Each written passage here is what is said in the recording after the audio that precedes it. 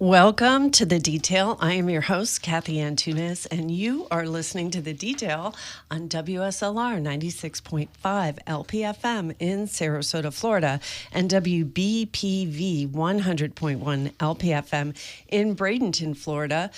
Today we're going to be talking about a new proposal for a new performing arts hall to ultimately replace the Van Wezel. This is being proposed, as it has been, by a foundation. The city, it's called the Sarasota Performing Arts Center Foundation. Is that? And Ron Kashden is with me to catch all of my mistakes. Good morning, Cathy. Good morning, Ron. You have been an auditor for the Schubert Theaters group in New York City. You are very familiar with performing arts halls and their finances. I'd say you're definitely an expert in this arena, no pun intended, right? And you are, just your profession is finance. Yep. Yeah. Thank you. Yeah. Yes, because part of my career was as a CFO of a multinational hedge fund group. So in addition to the industry experience, I also have experience with financing and financing complex deals. Okay. So this is second nature for you, and you take a keen interest. As I have to say, what got me started down this path of, how did I end up with a radio show? I took a keen interest being both a baseball fan and a history and economics major in school, and just understanding the economics of antitrust law and, public funding of projects, I was looking at stadium funding. And I have to say it is for, public financing of stadiums. And this was our Ed Smith Stadium.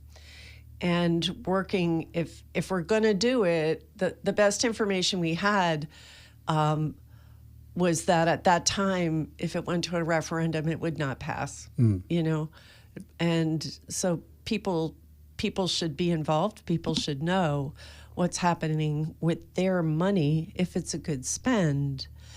And so to that end, I share your, when something hooks you and it doesn't make sense, it's hard to just walk away from that, right? Yeah, and that's interesting that you bring that up because I had the same experience. When I first heard about the proposal, being a financial background, I started looking into, how are we going to fund it? And Right. Is the funding there? And if the funding's not there, what are the implications?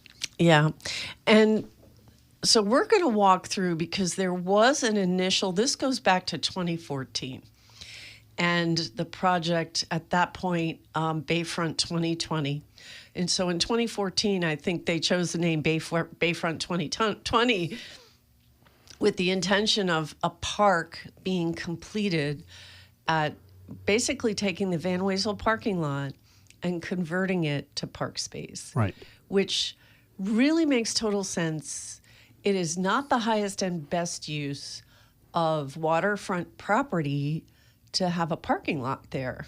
Sure. I think everybody agrees. I think everybody about that. agrees. And that was really the impetus for the whole Bay Park project. A.G. Lafley has done a great job on phase 1 and is working on phase 2. But everybody knows the heart of it is that parking lot. How do we improve the land? And I write about this in my Substack blog, The Purple Elephant in the Room. I believe that's the name of it. So there was really in the beginning just a picture, just a schematic of a performing arts hall. And it's interesting because the picture includes the existing Van Wezel. And there was smack in the middle of the park, big performing arts hall. No pictures about parking. So they got rid of the parking lot. This is a 2014, or by that time, I guess it was 2015 or 2016, concept design. And there is no parking. And now, and over the years, the city has entered into an agreement that for public advocates like yourself and me, who we look at this and go, this is a bad deal for the city, right? Yep.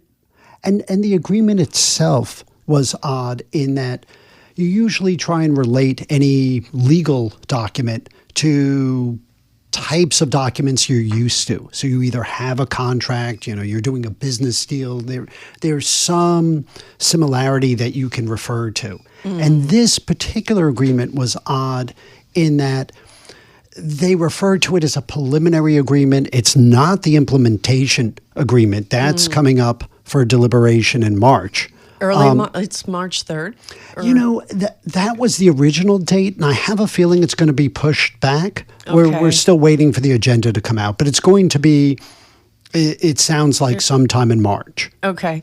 So it's interesting. So talk a little bit about parallels, because back in 2010, when there was a memorandum of, or actually it was 2009, I believe. Anyway, that time frame.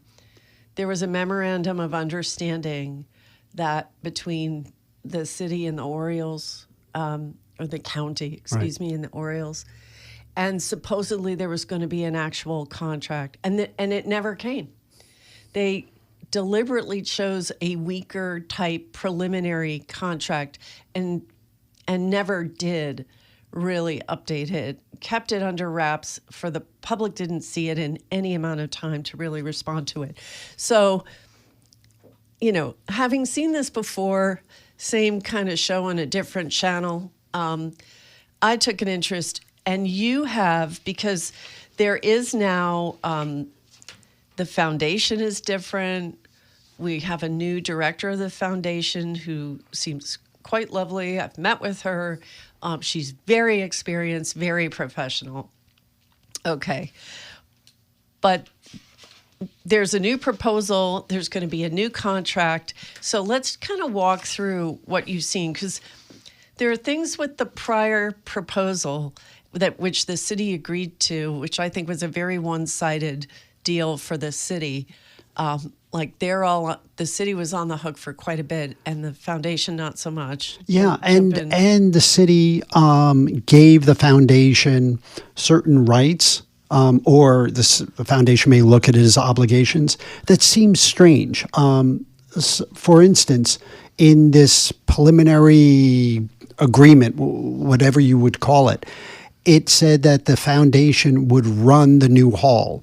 Yet currently, the city's running the Van Wezel. So the question is, right then and there, when the city was signing the contract, they were signing it with an organization that had no experience running some type, performance venue. Mm-hmm. Yeah. And to their credit, the foundation has hired somebody who has vast experience. Yep. But yeah, so let's talk about this new proposal, because we're going from this idea of just putting a huge building in the middle of a new park, which was never actually viable for parking reasons, and also because it would block the view of people across the street who actually have an agreement with the city that cannot be done. Right.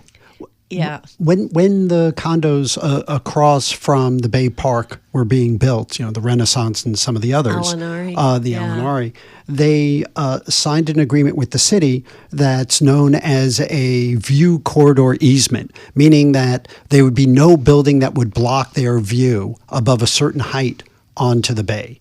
Mm-hmm. And that puts a lot of restrictions on any design of any tall structure. Which is frankly... I find it very counterproductive that the city would have gone ahead and have a schematic drawn that it was used over and over again to show the public what could be, what they were intending, that on its face couldn't be built because it violated the corridor view. And so this is the kind of conundrum, or like, can't we preemptively get something that's actually a working document.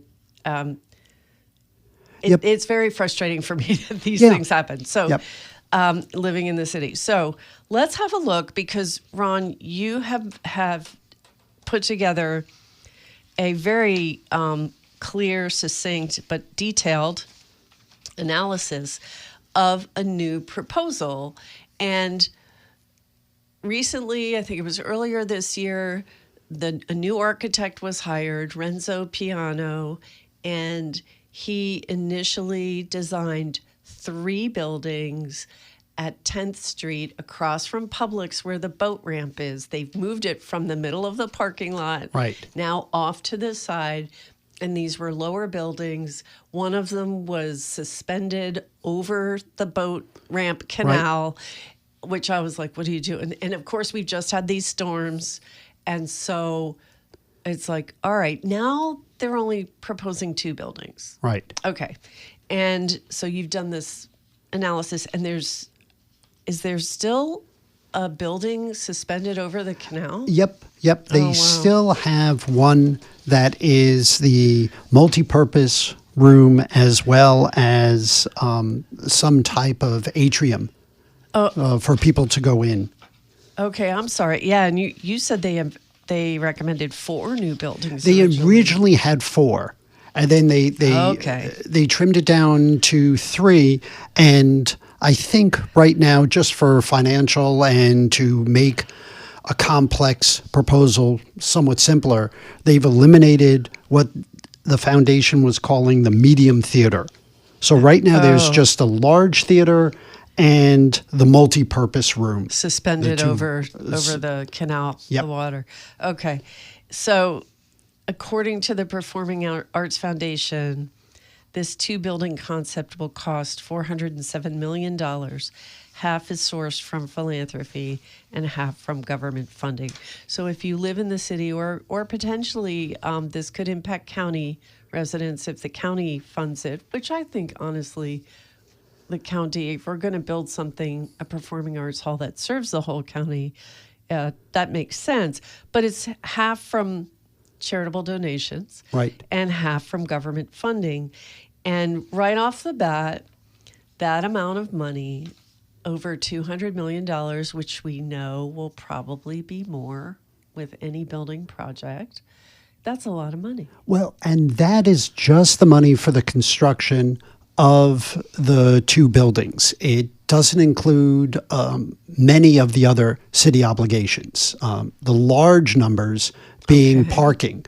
The city is obligated to build parking sufficient enough to support these buildings, as well as the Van Wezel, as well as the other halls, municipal auditorium, and fund it, because that's just the construction cost. That's the check you need to write to the builders to construct the building. So, of course, anyone that takes out a mortgage knows you have how much you paid for your house and then the interest you're going to owe. Right. And the interest is significant.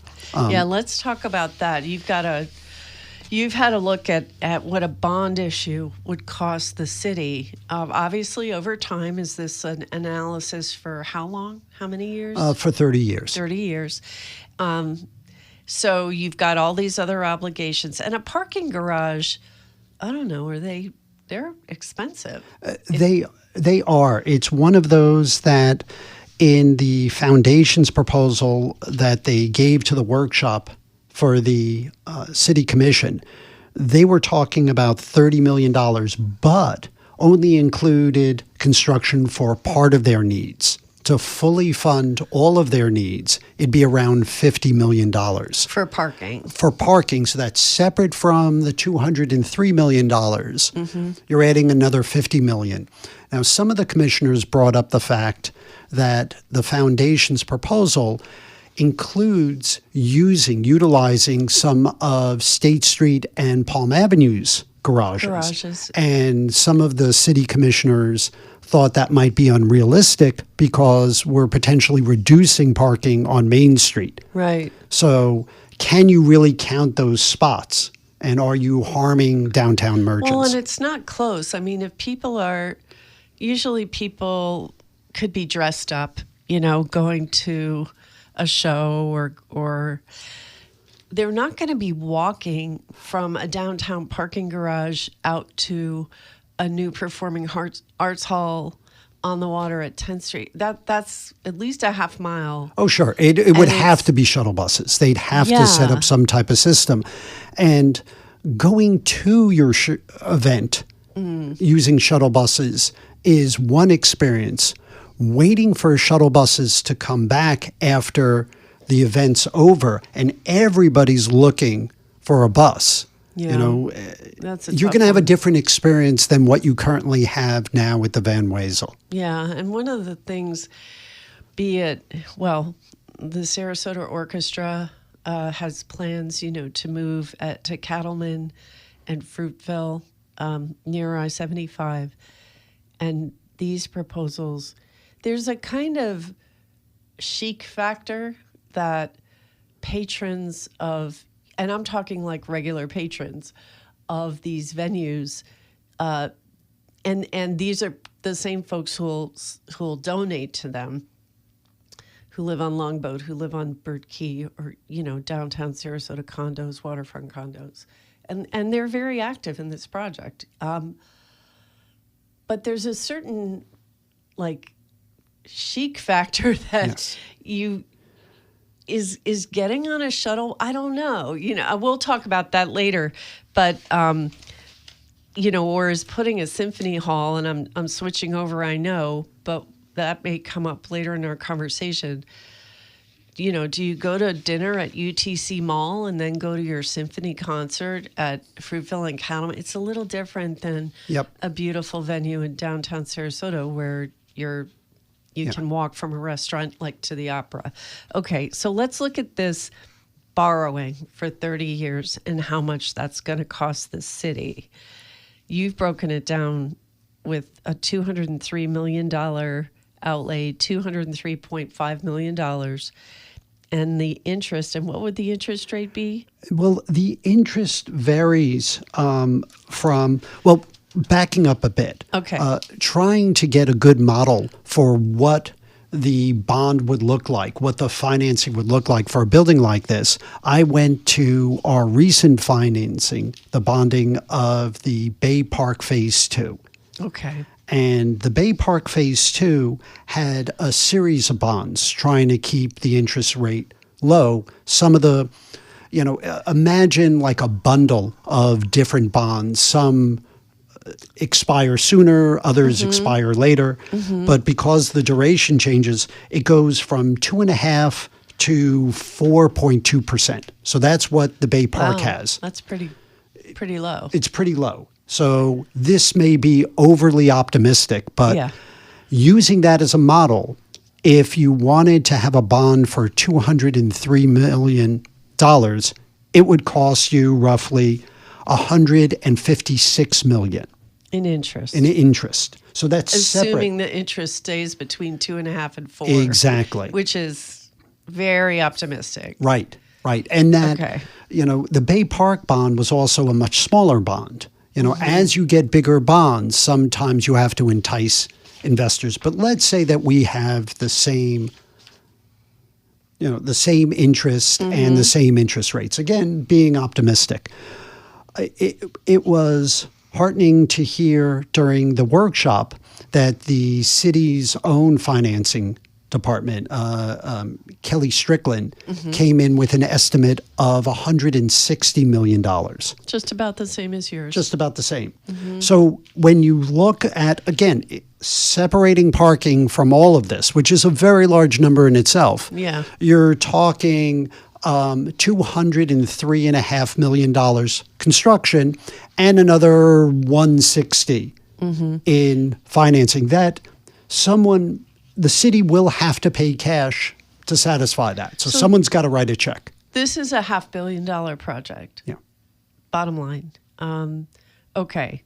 Now, if we look at government funding sources, because one of the things that's uncomfortable for me when I look at this is the lack of funding from the philanthropy side. You're putting, and the way these agreements have been, the one agreement has been written But then what I would anticipate and be concerned about another agreement is that they're very locked down when it comes to the city's obligations and not at all locked down when it comes to philanthropy, when it comes to the foundation. You know, my concern is these agreements tend to be extremely one-sided. What do you think of that? Well, and that's a very interesting point because I agree with you when you start looking at the legal obligations, and I was focusing more on the financial obligations. But if you look at the contract with Renzo Piano, the contract with Renzo Piano And was he's made. the architect. Sorry, is the architect that the hired. foundation and the city hired. But in fact, it was the city exclusively that hired Renzo Piano. And the contract goes out of its way to say, although throughout the contract they talk about the foundation, the two legal parties at the end of the day is the city of Sarasota and Renzo Piano design firm. And he's very well known and very competent in exactly this kind of design. And his fee, I had Bill Waddell on the show, and people can listen. I would encourage people to listen to both Bill and you. Absolutely. To get a full idea. The fee for Mr. Piano's services is total like under 40. Right, it's $36.9. $36.9 million, which is about 10% of the cost of the project. And Bill was assuring me, like, that's a normal fee. It sounds like a heck of a lot for something that we haven't really nailed down yet, you know, Yep. how we're going to pay for it.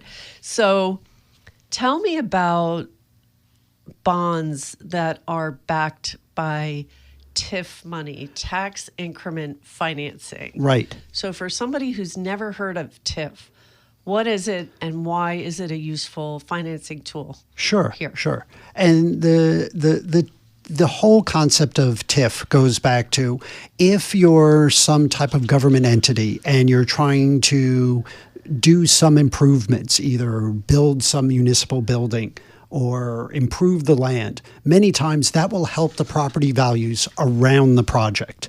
So the idea is to take the property tax appreciation, the increases in property taxes that such a project would come by, and use it as the funding source for the project. Therefore, the people that gain the benefit are the people that pay for it. Okay. Now, what's interesting about this particular project is, so it's a TIF just like I described, except its property earmark is the quay.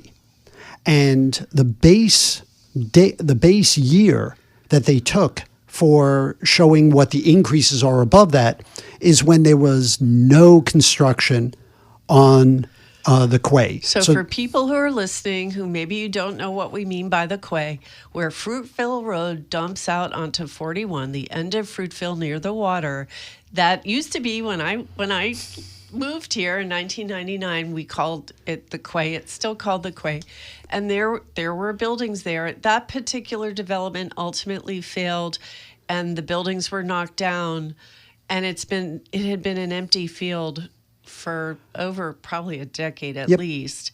And now where you've got the Westin all the way up to the Garden Club, right. And at that area where Fruitville meets 41, all those new buildings, all like the new Ritz building, Beso, there's an Ocean Prime Steakhouse that just opened in this other building.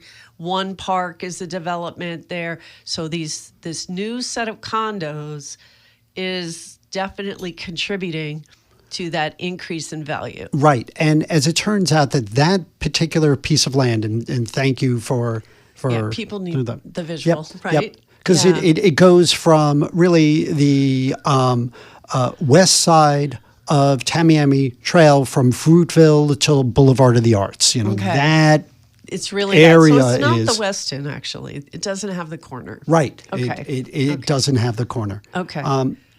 But that turns out to be one of the most valuable pieces of property in the entire city.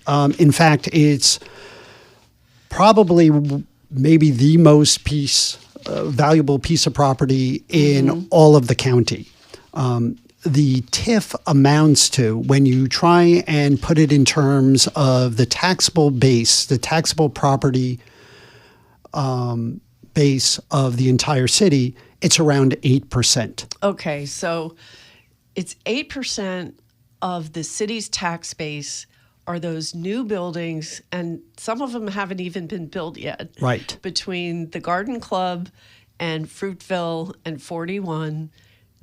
And that tax base is what they're tapping with tax increment financing. That's what TIF means. Right. The increase in value, and then a piece of that is supposed to pay for these buildings, or is it the total increase in value? It's the total increase, okay. But because you began with vacant land, It's huge. all the buildings themselves, all the value of the buildings themselves become the appreciation. Okay. And so both the city and the county viewed that TIF as their piggy bank for both the Bay Park and any capital improvements for any of the buildings within the Bay Park. So the county has to be on board, don't they? Well, half the value of the TIF is controlled by the county. Okay, because, and half by the city. Right. Okay. Yes. So let me ask you, do we need the total value for this plan? Are they relying on the total, all of the TIF money to fund? Well, and that's very interesting. When this project got to the point when the architect, when Renzo Piano was hired, the foundation in the city went to an advisory board. Half of it is comprised of city commissioners and half comprised of county commissioners. And they asked for a recommendation to fund the design fee of the architect. When they did that, the county disagreed and refused to recommend it. They thought that the project was beyond the scale of what they expected. And what's interesting about that is when the TIF began, the estimate was it was a value of around $200 million. So the county thought they were going to put in $100 million and the city thought they were going to put in $100 million. That was grossly underestimated. It turns out that the TIF is closer to $500 million worth of value. When the county found out about the revised estimates, the county commissioners said that was not their expectation. That's not what they had planned to reserve for the park. And they instructed the county manager to start looking into ways to terminate the TIF as soon as possible. So what you're telling me, let me make sure I'm clear. The county thought that they were putting $100 million in, right, if they agreed. All in. And then they realized it's really $500 million, not $100 million. And the county is looking to fund, and frankly, because the county builds sprawl that doesn't generate enough tax revenue to pay for the infrastructure it requires, and we see the problems everywhere, the county's going to be hard-pressed to turn all of that TIF money over to funding this project. Right. Okay. Yeah, because the question comes into, were they approving a certain amount of taxes, or were they, funding an unlimited amount? Like a blank check. Right. Okay. All right. So So the government funding is this TIF money, which is unclear that the county will be on board. They've already indicated that they're not going to be fully on board. Ticket surcharges, a penny sale tax, state and federal grants. It's far from nailed down, right, what the government funding is. But there's going to be an agreement to come before the city commission in March that will lock down the city's obligations. Yep. and without actually locking down the city's dependent on the county. They're not going to the county with this agreement. They're going to the city. Right. Okay. It will still be a city obligation. Okay. Which brings up for me you don't want to put the city in a vulnerable position where down the line they're going to be on the hook for things that we can't fund, or we don't have the county as a partner.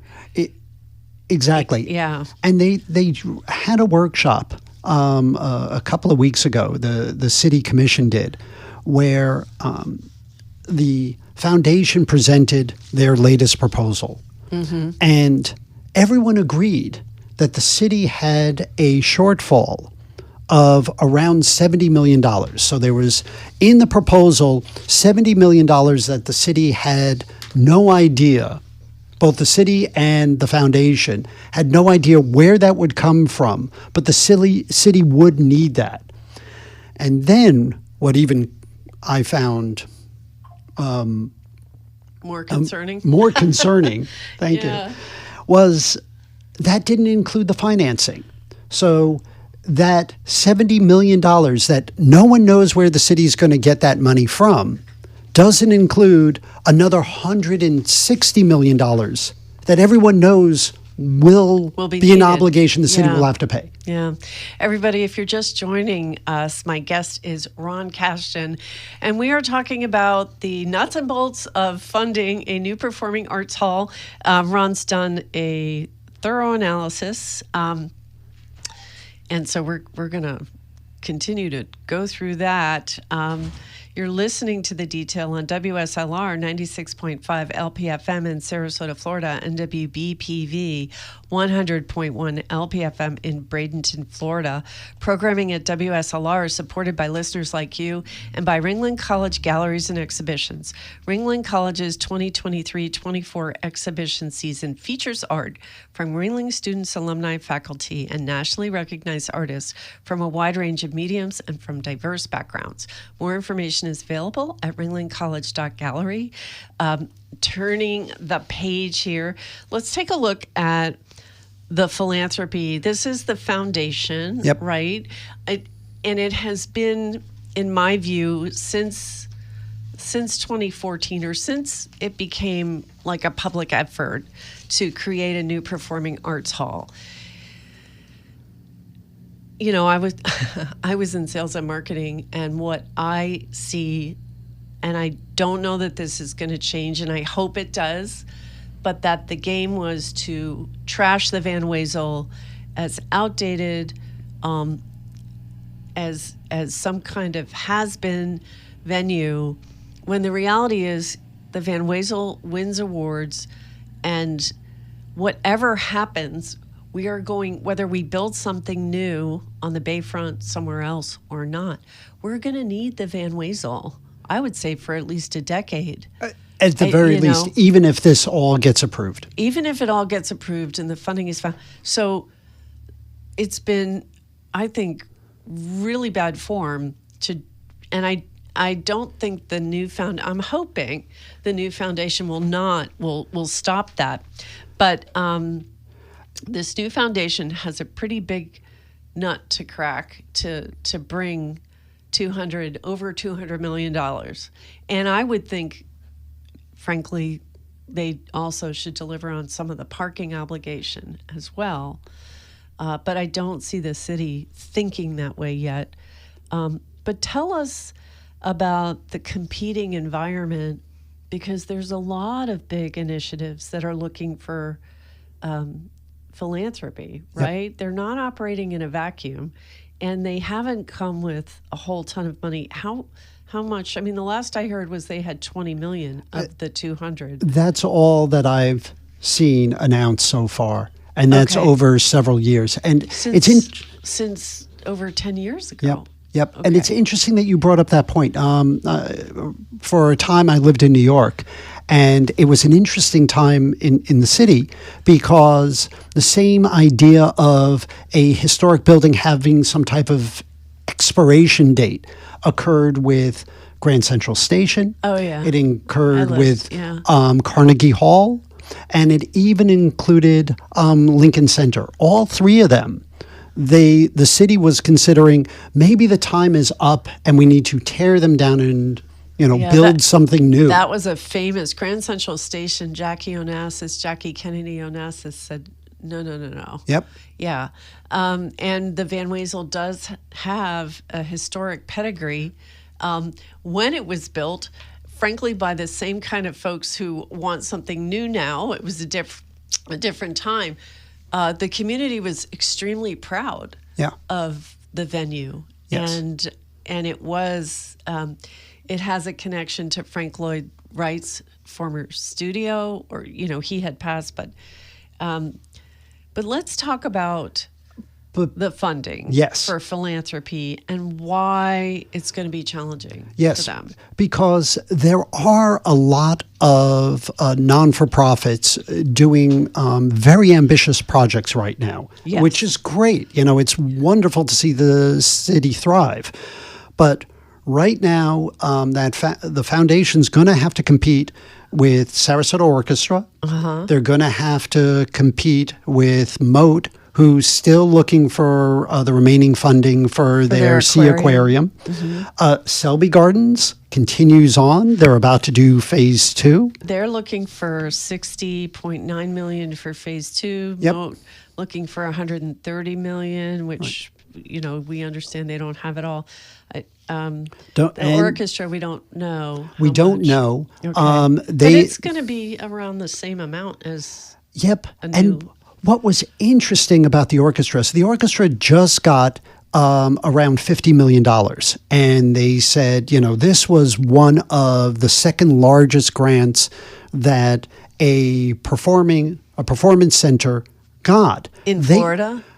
In the nation. They were going back to what David Geffen gave for Avery Fisher Hall. And they say, $50 million, a sum like massive. That is extraordinary. Yeah. Mm-hmm. Then Ringling College is going to build their signature building at for 25th and 41. The Bay future phases for the park is going to be about $55 million. I'm reading from your analysis. Right. Florida Studio Theater, $57 million. This is a lot of money for many different projects. And so it can be challenging for the Performing Arts Hall to raise $203 million in this environment. What I find striking is that the requirements in the past anyway have been so weak for the Performing Arts Foundation to actually demonstrate that they've raised money. Now, I understand donors may want the comfort of seeing that the city is on board, but that delegate balance is really where the rubber meets the road. It may not be so easy for them to raise that kind of money, right? And it is telling that the orchestra, even without finalized architectural plans, even preliminary architectural plans, was able to get significant donations. Yeah, that is important. It is not like, and the thing about it, one of the major things that has changed is that there used to be something of a cooperation between the Van Wezel and the orchestra. And that changed. And in 2020, there was a renovation done of the Van Wezel to allow it to have these a flyover capacity for Broadway shows like Phantom of the Opera. And it changed the acoustics. Yes. They had to, because the sets started becoming more complex. They had to make the stage taller. I don't know if they had to. Honestly, because there's a mentality. So we're now want to talk about competing with Tampa. Yeah. But for my interest is, you did this renovation in 2020. It actually created problems for the orchestra where the music didn't. They were unhappy, right? It just didn't sound the same. How many shows actually need this capacity, number one? Do you actually think these shows are going to come to Sarasota instead of Tampa, number two? I don't think that's true. And so what's the thinking at the helm? Did it really make sense to begin with? And how did you not know that you were going to ruin the acoustics? Like, because they created this big cavity in the ceiling for Right. these equipment and all. How do you not know that you're messing with something? And this is part of what is... And that's part of what drove the orchestra. What is interesting when you get into competition, and the renovation was actually in 2000. Oh, God, So when it I'm was- sorry. It's not 2020. But, Yeah. When you talk about competition, we've been talking about the building itself, not the actual operations. And that's very, very interesting because the biggest customer of the Van Wezel right now is the orchestra. And Really? you're going from a customer to a competitor because the orchestra, if they go along the path that they're going on now, is going to have a competing venue.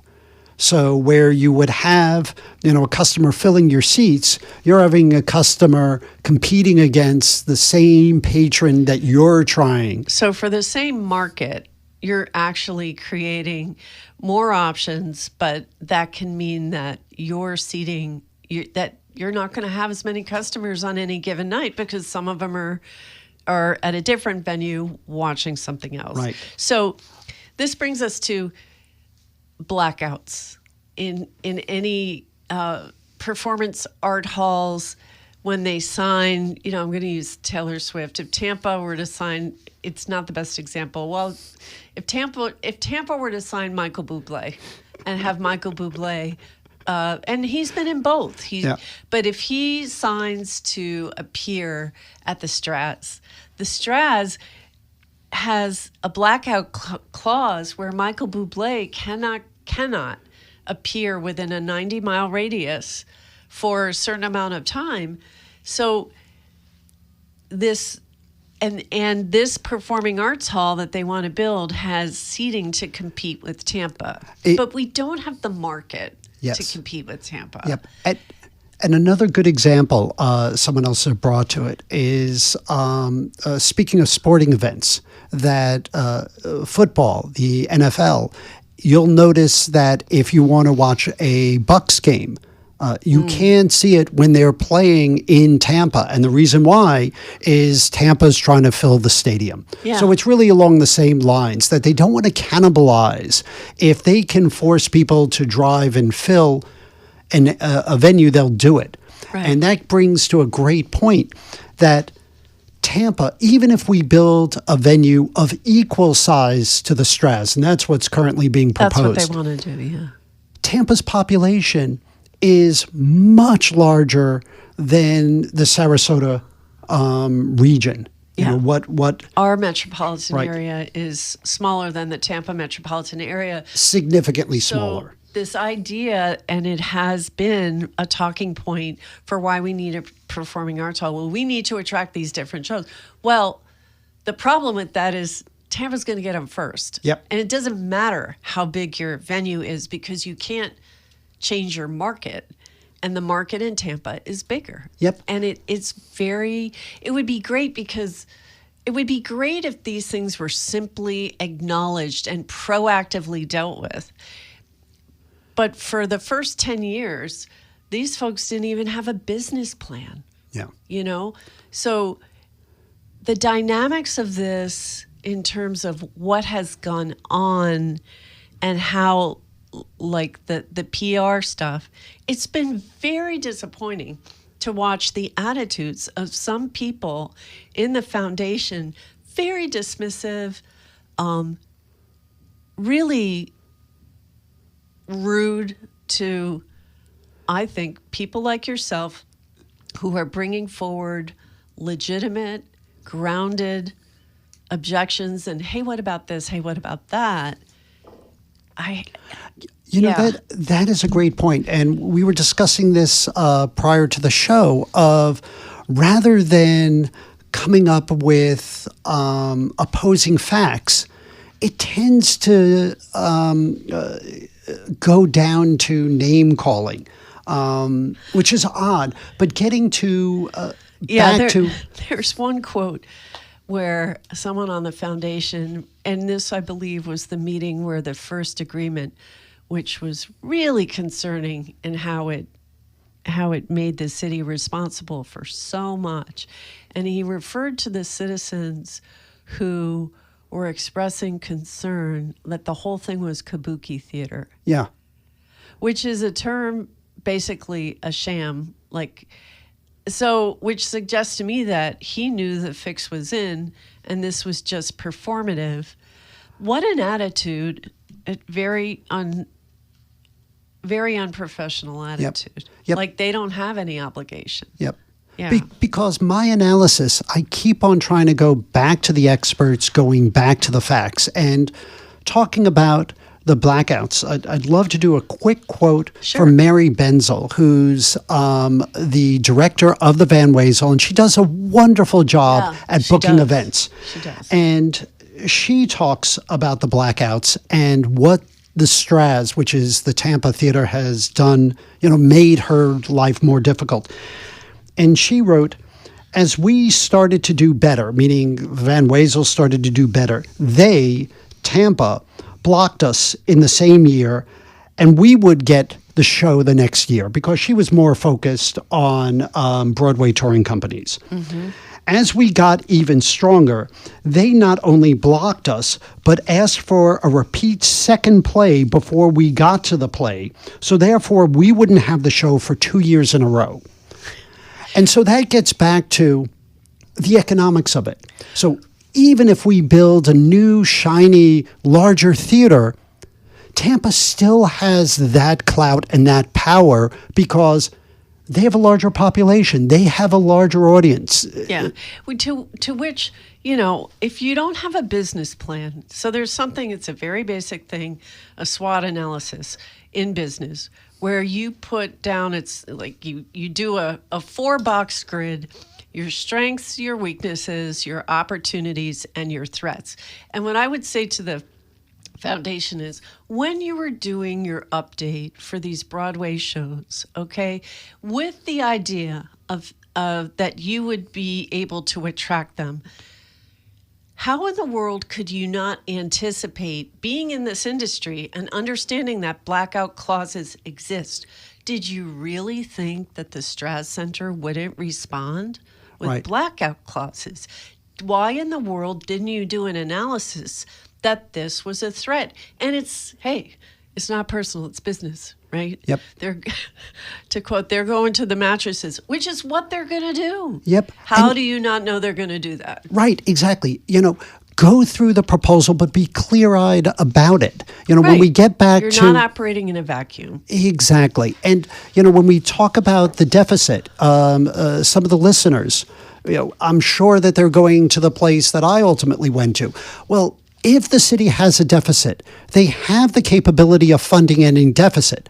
They can just raise property taxes. So they can do that. The commission can vote and say, you know what, we're going to raise property taxes. And I did a quick analysis of that. And if the city wanted to fund the deficit that we currently know, so these, exactly what you say, a project this large, it'll probably have cost overruns. But let's say we're exceptional and there are no cost overruns. Which never happens, but okay. Property taxes for the city would have to raise by 24% over the next 30 years. Now, the city residents can get together and say, this is so important to us that we want to set aside resiliency and some of the other funding needs, and we're fine with raising property taxes. But you mean when you say resiliency, we're talking about hardening areas that flood. Exactly. And some of the other storm problems that we experience. Yeah. But, if we do it, with open eyes and we know what we're going into and we know what the implications are, then fine. But we should discuss that while we're discussing a legal obligation, which is what's going to be deliberated in March. Okay. There's still a ton more stuff to get to, and we don't have too much time. You've done an analysis of how many tickets would have to be sold compared to what is sold right now. Right. And you come to the conclusion that to really fund this, They have to sell 3 times the number of tickets? Right. Right now, and that's what the foundation's projections are going. That's their operational model. They're anticipating that they're going to sell 3 times the number of tickets that's currently sold in the Van Wezel. And what makes that... And they're going to have 100 more shows. Yes. I don't even know how so it's going to... Okay. And it's going to have 100 more shows that don't include the orchestra. Because remember, the orchestra is going to have a competing hall that they're going to try and get the same patrons. So now they have 78. I just wanted 78 shows, and they're talking about the new hall would have 179 shows. And you're saying... And that's with the attrition of the orchestra being gone. Right. Okay. And right now, the current thought is we're going to keep events going to the Van Wezel. So the new hall will have to have 3 times the number of tickets and compete with the Van Wezel and the new orchestra music center. So the Van Wezel, if it's going to still be there, there's a big question of what are they going to be doing. And the thing is, regardless of what happens with a new performing arts hall, and I think we've got a building on the water, and we've got the storm, the Gulf is hotter now. We've experienced some really troubling storms. The conditions indicate this isn't going to change. There's 2 things. One is, and whatever is built, when it is built, it is going to be 10 years away. It's not going to happen overnight. We need the Van Wezel to function. But does it even make sense to build something on the water? Yes. And it's literally on the water, and you're right about the time. Over the canal. Over the canal. It's going to need approval by the Army Corps of Engineers. And I love Bill Waddell. As I said to him, you're my favorite person to disagree with, who's advocating. He's really very reassuring. No, we can do it. But my question was, just because we can, does that mean we should? There are places where we could build something that aren't on the water. Yeah. Right? One of the aspects that everyone, I think, loved about Bay Park when it was originally conceived was the Sunset Pier. Remember that semicircle? Well, it'd be wonderful to have AG on the show just talking about him and the discussions that the Bay Park Conservancy has and still going with the Army Corps of Engineers, trying to get that pier built. Yeah, that would be phenomenal. But again, maybe we just need to respect the shoreline and understand, let it be a shoreline. Yes. That might be the very best thing for our community. So there's an engineering report. The first engineering report when the City Commission was deciding about an agreement was actually not in the packet. It was not provided to the City Commission, which I think was just an egregious, outrageous thing to do. There's another, Karen's is the company engineering report, which shows that we can adapt the Van Wezel in a cost-effective manner to our new storm reality. Yep. And that is really interesting that you brought that up. It was the county commissioner, Mark Smith, when he was running initially, he brought up there should be an engineering report on the Van Wezel. And only at that time did then city manager Marlon Brown produce a report that he had commissioned but had told no one about. And he already had it. And we paid for that. Yes. We paid for, which is unbelievable. Yes. But the new David Cameron's report is actually wonderful, and it goes into all aspects of the Van Wezel Hall and talks about what you can do immediately to just make it more resilient so it wouldn't have had the damage that it just occurred with Milton. Yes. And the City Commission actually declined to insure it, which I don't know how you do that when you know you're going to need a venue for the next decade, really. How do you just decide not to insure it? I think it's nuts. That's me. I think that was a crazy decision, and we need a lot more grounded thinking about what's happening. And I include your analysis is grounded thinking. Thank you. Yeah.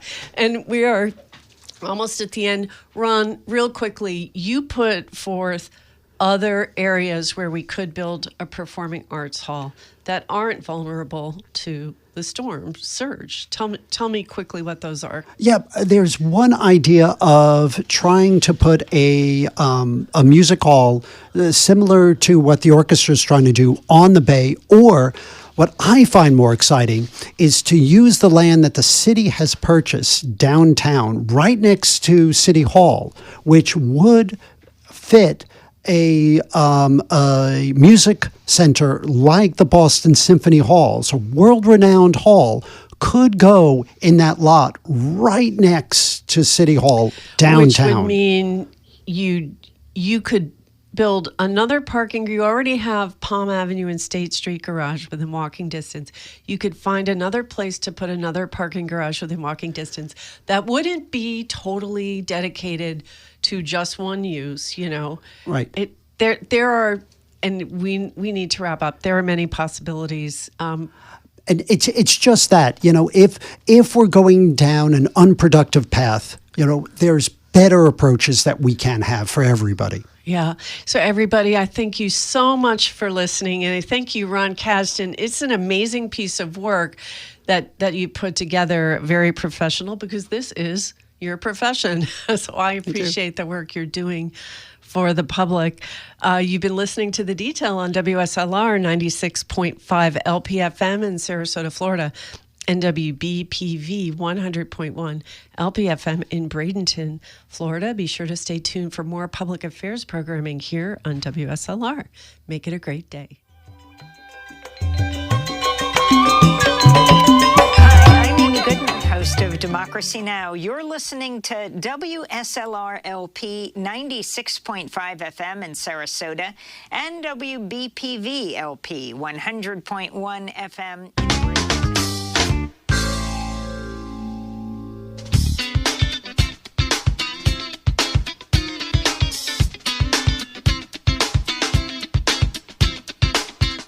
From New York, this is Democracy Now!